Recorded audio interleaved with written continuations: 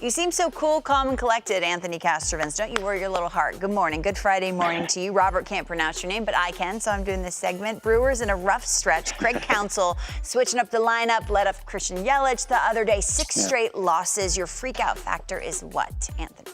Well, let's put it at 6 out of 10 for the season-high 6-game losing streak, all at home, by the way, and just swept by the Phillies, who are, of course, coming back to life and lowering the freak-out factor in Philadelphia while rising it in the great city of Milwaukee. But you mentioned Christian Yelich. He had slumped of late, and they move him up to the leadoff spot, trying to get him going and try to get them going as a group. Very home run reliant offense. More than 50% of their runs scored have come via the home run. And, that's kind of a boom or bust situation. And lately it's been bust. And, also the great rotation there, Brandon Woodruff and Freddie Peralta on the shelf hurts that group. The bullpen has been even more reliant on Josh Hader than usual. And the Cardinals, the only saving grace is the Cardinals have lost 3 games in a row, but Cardinals on measure playing pretty well and getting Jack Flaherty back here soon. So it might be the most fascinating division race in baseball, Lauren. Wow, that is a statement, sir. They're still at the top of the Central, I think by a half game. Don't you worry. Robert and I, fun fact, we're Googling Nickelback songs the other day. What did we come up with? What was it, Photograph? As the best one? I don't Angels know. playing Nickelback to stop the slide is a what on the freak-out factor scale? That's a full, beyond a full freak-out. That's a 17 out of 10. 17, curiously, is the number of top 10 singles for Nickelback somehow. I don't know what that says about our country that Nickelback had 17 top 10 singles. But that's a dangerous thing, Google. So Googling Nickelback is dangerous. I would just say that, everybody kind of hates on Nickelback, but this is one of those things where it's not overstated. They are legitimately terrible. There was actually a study done in Finland.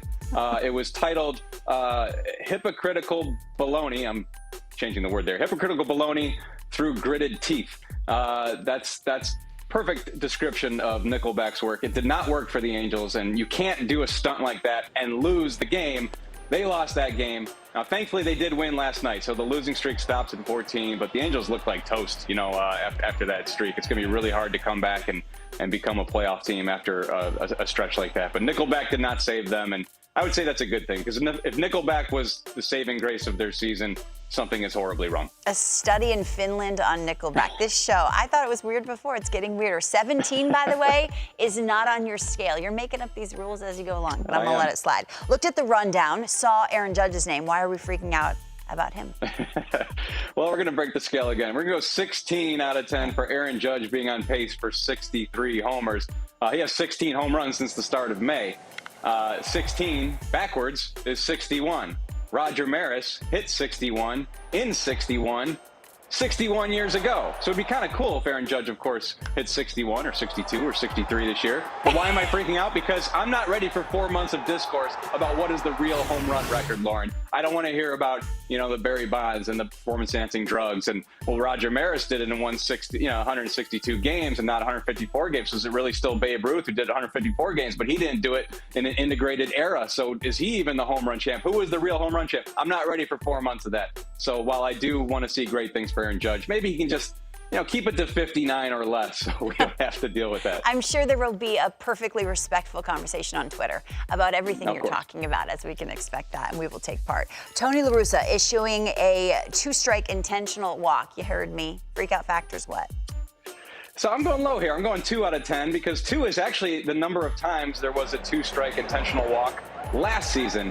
Didn't get, maybe as much publicity as Tony La Russa doing it yesterday. So, but if I'm Tony La Russa, I might be freaking out because this is the second, truly weird intentional walk of the season. We, of course, had Joe Madden intentionally walking Corey Seager with the bases loaded very early in a game in April. And look what happened to Joe Madden. He's now out of a job. And there's something going on in this season, Lauren, with Italian-American skippers, with Joe Girardi and Joe Madden both showing the door. Tony La Russa, of course, Italian-American. And get this, the last time a manager intentionally walked a batter with 2 strikes and 2 outs was last April. It was done against Mike Trout. Justin Upton followed with a home run. The manager, Rocco Baldelli, another Italian-American. So bite your tongue. I don't know what it all You're means. Italian? But there's something there. I'm half Italian. That's right. We might not be here for long, so let's make the most of this segment. Let's go out with a bang. Absolutely. 17 on Nickelback, by the way, 2 on the White Sox. Your scale is off, but I love you just the same. Anthony Castrovince, thank you so much.